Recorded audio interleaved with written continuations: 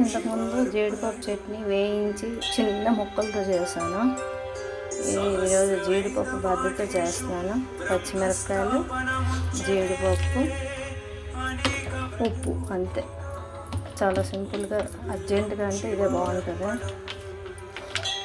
పచ్చి పచ్చిగా ఏదో టేస్ట్, వేయిస్తే వేరే టేస్ట్.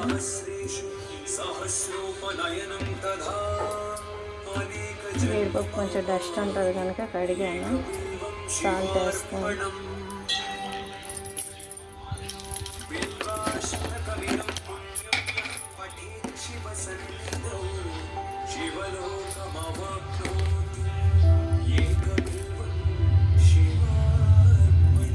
జీడిపప్పు స్వీట్ కనుక కొంచెం ఉప్పు కారం ఎక్కువ పడుతుంది. గ్రైండ్ చేసేసి లైట్గా పోపు వేసుకోవాలి. పోపు, ఆవాలు, జీలకర్ర, ఎండుమిరపకాయలు, పోపు, జీడిపప్పు చట్నీకి.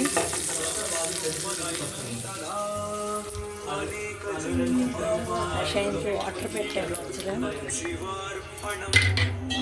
ఫాదర్ వాళ్ళు చెప్తారు కదా, గోంగూర కషాయం 21 రోజులు తాగితే ప్రాబ్లమ్స్ అవి క్లియర్ అవుతాయని.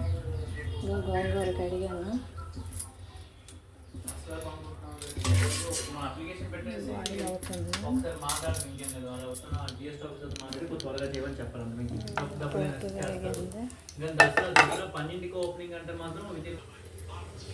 జీడిపప్పు చట్నీ రెడీ. ఇడ్లీ పెడదాం అనుకుంటున్నాను, అందుకోసం కొంచెం పలుచగా చేశాను. అదే దోశలు అటు ఇటు కొంచెం గట్టిగా చేసుకోవచ్చు, చిక్కగా. ఇడ్లీకి అయితే పలుచగా బాగుంటుందని చెప్పేసి పలుచగా చేశాను.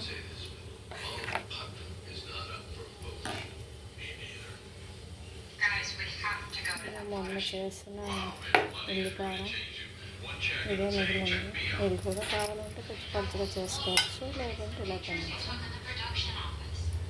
లైక్ చేయండి, షేర్ చేయండి, సబ్స్క్రైబ్ చేయండి. సిరిధాన్యాలు ఇడ్లీ రుబ్బు రెడీగా ఉంది. ఇడ్లీ పెడతాను. గోంగూర కషాయం మరుగుతుంది.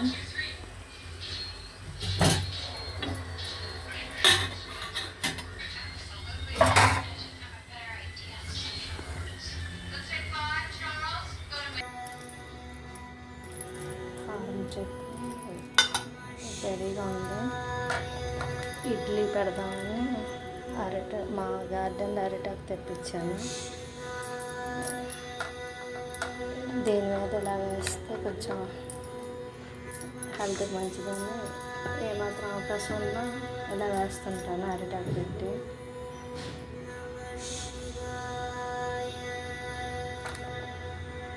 ఎలా వస్తుందో తెలియదు. వేరే అట్లు చేశాను కానీ ఇలా ఎప్పుడు చేయలేదు.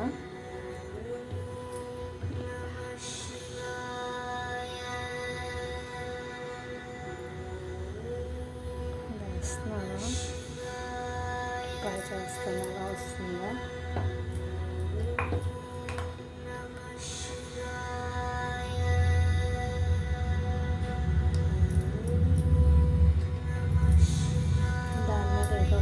ఇలా పెట్టి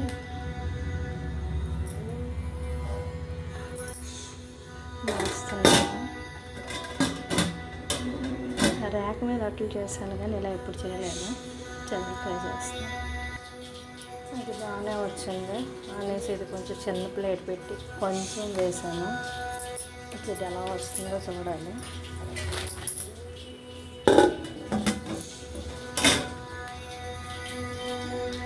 టేస్ట్ ఎలా ఉంటుందో కానీ చూడడానికి బాగుంది. అరిటాకుకి కొంచెం అంటింది, కొంచెం కంచంలోకి వచ్చింది. ఆయిల్ ఏం రాయకుండా అరిటాకు వేస్తే బాగుంటుందని ట్రై చేశాను. బాగానే వస్తుంది. టేస్ట్ ఎలా ఉందో చూడాలి ఇప్పుడు. పర్వాలేదు,